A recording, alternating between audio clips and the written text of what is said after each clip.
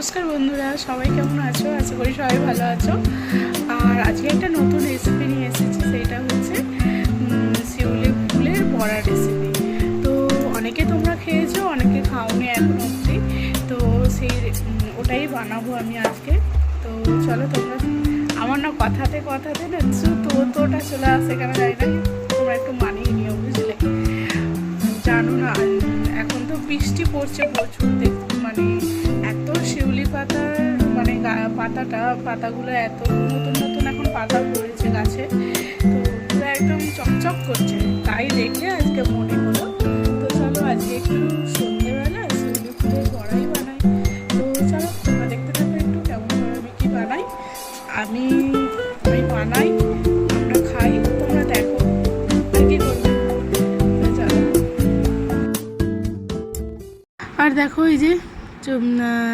এই শিউলি গাছের পাতাগুলো আমি কিন্তু তুলে এনেছি আমার মেয়ের স্কুলের মাঠে থেকে। তো সেখানে এত সুন্দর, মানে চারদিকে মাঠটাতে এত চারদিকে মানে গাছে ভর্তি। আর সারা রাত কালকে থেকে যেহেতু বৃষ্টি হয়েছে, তো সেই বৃষ্টির ফলে তো চারদিকটা পুরো সবুজে ভরে গেছে।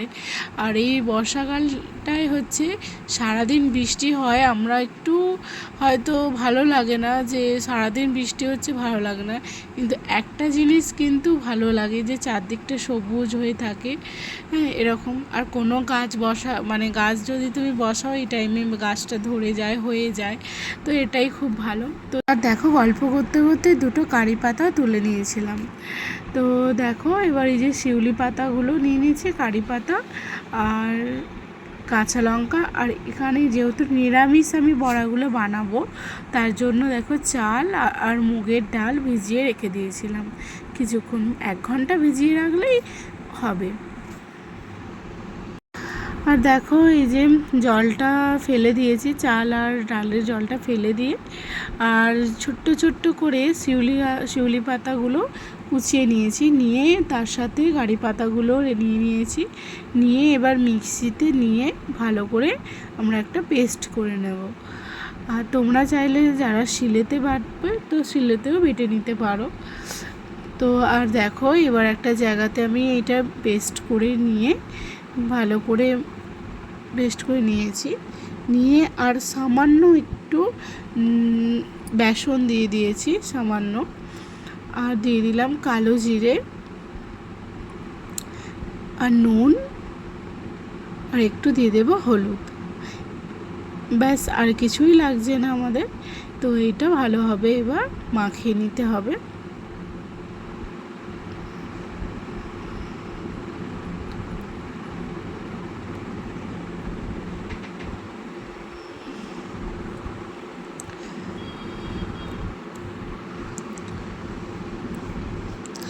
আর আমার লাস্টে চামচে করে হচ্ছিল না, হাতের মতো জিনিস নেই যে মানে কোনো কিছু মাখানো বলো আর বলো, এইসবের দিক দিয়ে হাতেই যেন ভালো হয় আমার মনে হয়। তো আমি তোমাদেরকে ওটা দেখাইনি, তো আমি হাতে করে ভালোভাবে ফাটিয়ে নিয়েছিলাম যাতে বড়াগুলো ভালো নরম হয়।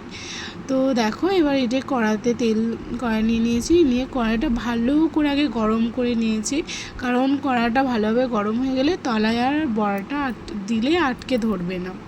তো আর আমি করছি আজকে সর্ষের তেল দিয়ে, তো তোমরা রিফাইন অয়েলও ইউজ করতে পারো। আর বড়া বলো, এইসব একটু সর্ষের তেলে করলেই বেশি টেস্ট হয়। আর যেহেতু এটা একটু তেতো, তো সেই জন্যে। তো দেখো, তেল গরম হয়ে গেছে, আর আমি চামচে করেই ছোট্ট ছোট্ট করে বড়াগুলো করে নেব। যেহেতু আমার বাড়িতে বলো আমাদের কিছু কিছু মানুষকে দিতেও হয়, তো সেই জন্যে সংখ্যাটা, যেহেতু লোকের সংখ্যাটা অনেকটা, তো ওই জন্যে ছোট্ট ছোট্ট করে আমি বড়াগুলো করে নিচ্ছি।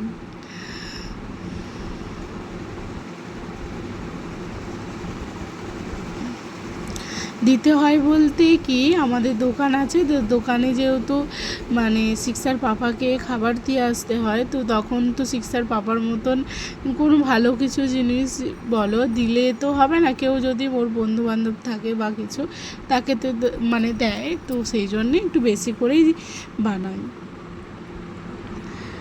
তো দেখো, এই যে ভালো করে দেখো এক পিঠটা ভালো করে ভাজা হয়ে গেছে, এবার আরেক পিঠে ভালো করে ভেজে নিচ্ছি।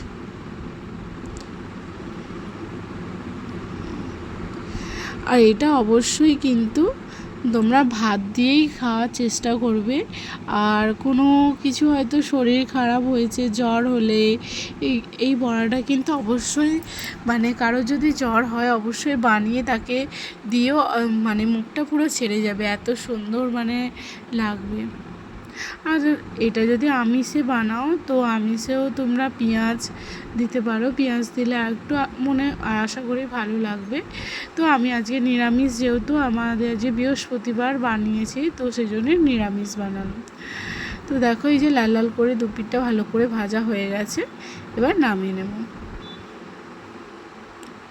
যা আমার দেখো তুলতে তুলতে বড়াগুলো পড়েই যাচ্ছে। আর যেহেতু ভিডিওটা করার হচ্ছে আমার কাছে এখন কেউ নেই, তো আমি নিজের হাতে মানে এক হাতে ক্যামেরা ধরেছি, এক হাতে ভিডিও করছি, তো সেই জন্য একটু অসুবিধা হচ্ছিলো, কিছু মনে করো না তোমরা। আর দেখো আমার বড়াগুলো সব হয়ে গেছে কমপ্লিট।